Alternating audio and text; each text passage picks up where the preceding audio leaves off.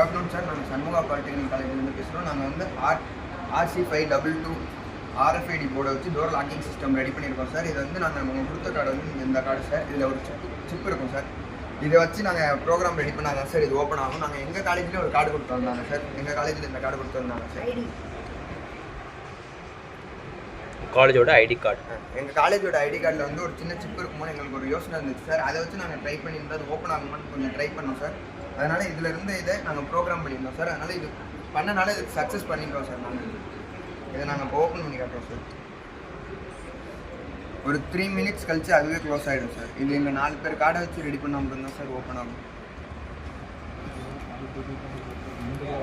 3 minutesா 3 secondsா? 3 seconds.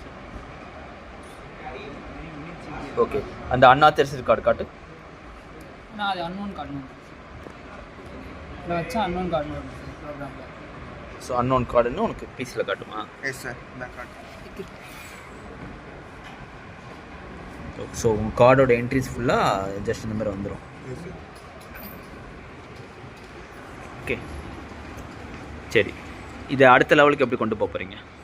அடுத்த லெவலுக்கு எப்படி கொண்டு போகிறோம்னா நாங்கள் கொஞ்சம் பெருசாக பண்ணலான்னு இருக்கோம் சார். நாங்கள் ஸ்டூடெண்ட்ஸ் அட்டெண்டன்ஸ் சார் நாங்கள் கொஞ்சம் பெருசாக்கலான்னு இருக்கோம் சார். டெய்லி நம்ம ஸ்டூடெண்ட்ஸ் வந்து அட்டெண்டன்ஸ் சார் எடுத்துக்கிட்டு இருக்காங்க சார். அதுக்கு பதிலாக நம்ம மார்னிங்கும் லஞ்ச் பிரேக்கு அப்புறமும் ஸ்டூடெண்ட்ஸ் வந்து இந்த கார்டை வச்சோன்னா அது சேவ் ஆகிற மாதிரி நாங்கள் ரெடி பண்ணலான்னு இருக்கோம். Thank you sir.